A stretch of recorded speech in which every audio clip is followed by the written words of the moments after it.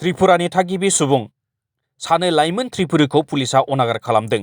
बृहस्पतिबारखालि Tripura circuit house खाथियाव त्रिपुरानि थागिबि सुबुं एबा इकपाइ मुलुगसोलोंसालिनि सानै फरायसाखौ जेबो दाय गैयालासेनो सासे ट्राफिक पुलिस मावख'गिरिया बुग्लियो।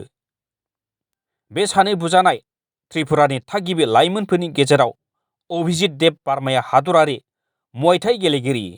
बिथाङा त्रिपुरानि जानानै थांनाय बोसोरनि डिसेम्बर दानाव जानाय नेशनेल मुवाइ थाइ चेम्पियनशिपआव ब्रन्जनि बान्था मोननो हादोंमोन।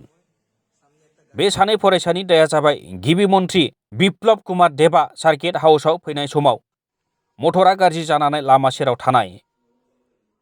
ट्रेफिक पुलिसा अभिजित देब बार्मानि आथोनावबो जखम खालामो। बे जाथायखौ लानानै दा त्रिपुरायाव गोबां बिजाथाय सोमजिदों। पुलिस मावख'गिरिनि हेंथायै गोख्रों राहा लानो थाखाय दाबि खालामदों त्रिपुरानि गुबुन गुबुन हानजा आफादफोरा।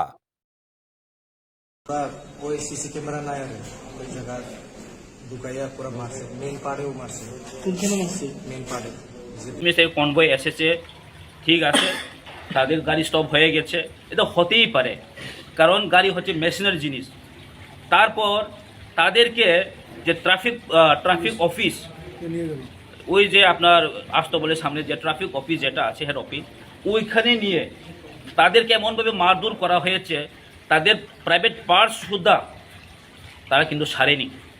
Bureau report সমনি রাদাব।